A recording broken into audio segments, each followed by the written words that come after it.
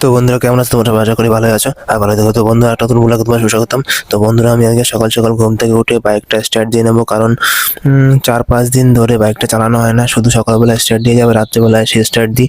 তো পর্দাটা সরিয়ে নিলাম, এবার বাইকটা চাবি লাগিয়ে স্টার্ট দিয়ে দেবো, কারণ সকালবেলা স্টার্ট হতে খুবই সেলফে তো দেওয়া যাবে না, সেলফ দেওয়া যাবে না, কিকে দেবো। তো কিকেও 2-4 বার ট্রাই না করলে পরে নেয় না। ঠিক আছে, দেখি এবার আজকে কবার নেয়। তো দেখতে পাচ্ছ তেলটাও নেই, কারণ তেলটাও ভরানো হচ্ছে না। ঠিক আছে, স্যালারি আসলে পরে তেলটাও ভরাবো।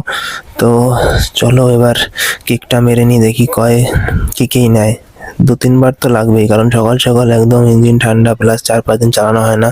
ঠিক আছে, তো সবার আগে চলো ডবল স্ট্যান্ডটা দিয়ে নিই।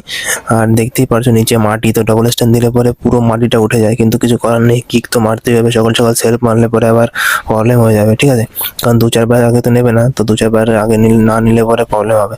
তো চলো কি মেরে দেখি কয়বারে নেয়। তো একবার মারলাম তো নিল না। ঠিক আছে, 2 বার মারলাম নিল না, 3 বার মারার পরে নিয়েছে। ঠিক আছে, তো চলো এবার ঠিকঠাক করে নিই। এবার তোমাদের একটু সাইড থেকে দেখিয়ে দিই। ঠিক আছে, তো দেখতেই পারছো।